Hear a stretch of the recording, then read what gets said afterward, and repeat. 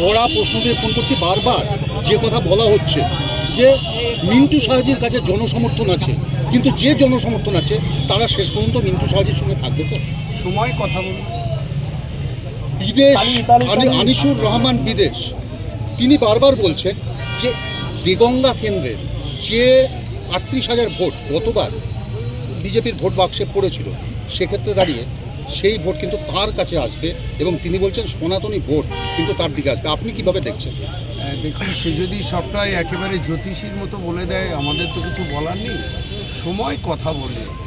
দেগঙ্গার মানুষ, আমাদের মনে হয়েছে মানুষের উৎসাহ উদ্দীপনা এবং দীর্ঘদিন কাজ করার ফলে দেগঙ্গার মাটিটা অত্যন্ত পরিচিত মাটি এবং দেগঙ্গার মানুষের সঙ্গে দীর্ঘদিন কাজ করার ফলে তারা কিভাবে চলতে চায়, কি বলতে চায়, তাদের মুখের ভাষা কী, সেটা বোঝার মতো একটা পরীক্ষিত আমরা কর্মী বা সৈনিক।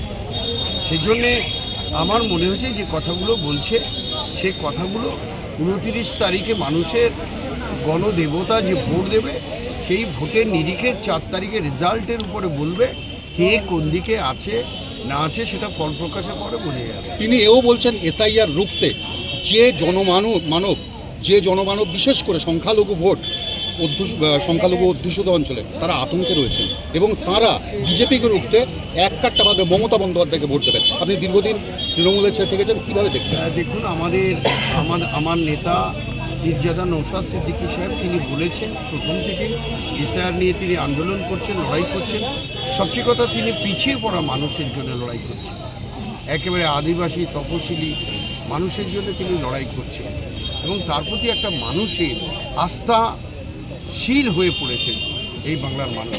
এবং আমাদের বামফ্রন্টের ইশতেহার সহ সংযুক্ত মোর্চার যে ইশতেহার, সেই ইশতেহারে পরিষ্কার বলা হয়েছে প্রতিটা বাড়িতে আমরা একটা করে কাজ চাই এবং যারা খেটে খাওয়া মানুষ তাদের 200 দিনের কাজ আমরা চাইছি এবং ইশতেহারে বলা হয়েছে তাদেরকে 600 টাকা মজুরি দিতে হবে। সে তো মনে হয়েছে যে বামফ্রন্ট এবং সংযুক্ত মোর্চার যে নির্বাচনী ইশতেহার প্রকাশ হয়েছে, একটু সময় দিন, ফলই তার বৃক্ষ তোমার নাম কি, ফলে পরিচয় দেখতে পাবেন ইলেকশনে। দেগঙ্গার মানুষ জানে, দেগঙ্গার মানুষের কাছে গিয়ে আমি অনুরোধ করব তাদের কাছে জানতে। তারা চাইছে, আমরা চাইছি দেগঙ্গায় দুর্নীতি মুক্ত করতে এবং যে একটা বিরোধী, যে একটা সন্ত্রাস দেগঙ্গার মানুষের উপরে বারে বারে করা হয়, সেই সন্ত্রাস মুক্ত দেগঙ্গা চাইছে, দেগঙ্গার মানুষ চাইছে। আপনার পার্টি অফিসের পেছনে দেখা যায় জলজল করছে সততার প্রতীক মফিজুল সাহাজি, তো সেই জায়গায় দাঁড়িয়ে আপনার বিপক্ষে যারা রয়েছে তারা কি সততার প্রতীক নন? সেটা তো দেগঙ্গার মানুষ বলছে। আপনারা তো নিশ্চিতভাবে জানেন যে একটা রেশন কেলেঙ্কারি, একটা গরিবের রেশন কেলেঙ্কারি আপনারা তো দেখেছেন, জেনেছেন। সে তো আমি একটা প্রার্থী হয়ে একজনের বিরুদ্ধে, একটা অপোনিয়ন প্রার্থীর বিরুদ্ধে বলাটা ঠিক নয়, তবুও বলছি দেগঙ্গায় কি দুর্নীতি হয়েছে দেগঙ্গার মানুষই জানে। এই পঞ্চায়েতে এই যে বাংলার আবাস যোজনা, একটা ঘর পেতে গেলে তাদের কি দুরূহ আর্থিক দণ্ড যায়, সেটা দেগঙ্গার মানুষ জানে। বিভিন্ন দুর্নীতির জন্য মানুষ একটা দুর্নীতিমুক্ত দেগঙ্গা চাইছে।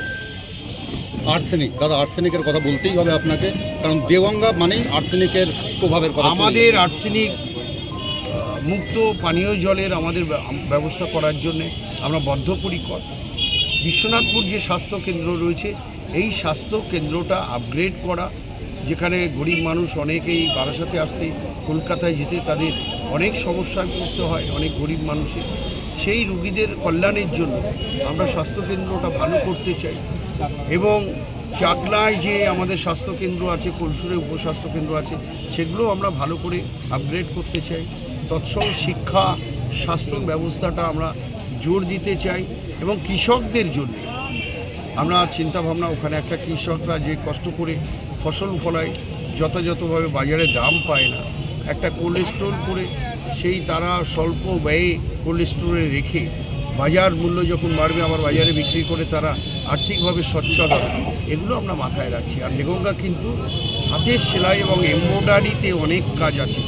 একটা টেক্সটাইল হাব করে সেখানে যেমন কর্মসংস্থান হবে, কাজও পাবে, সেই ব্যবস্থাটা আমরা করতে চাইছি আগামী দিনে।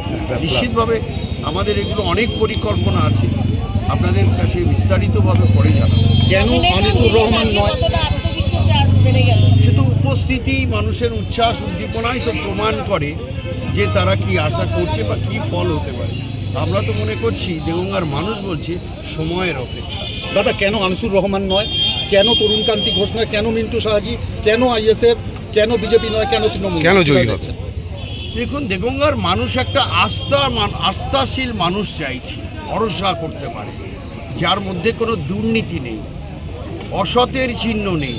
দীর্ঘদিন দেগঙ্গার মানুষের সঙ্গে আছে, স্বচ্ছতার সঙ্গে কাজ করার চেষ্টা করেছে, সততার সঙ্গে কাজ করতে চেষ্টা করেছে।